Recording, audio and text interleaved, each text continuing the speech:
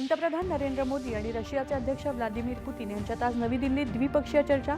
राष्ट्रपती भवनात झालं औपचारिक स्वागत. शांततेसाठीच्या प्रत्येक प्रयत्नाचं आपण समर्थन करत असून सर्वांनी एकत्र येऊन शांततेच्या मार्गांचा शोध घेतला पाहिजे. पंतप्रधान नरेंद्र मोदी.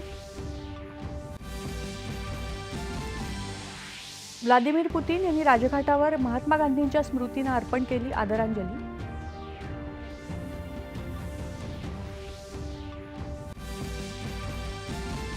तेविसाव्या भारत रशिया वार्षिक बैठकीत राष्ट्राध्यक्ष पुतीन होणार सहभागी.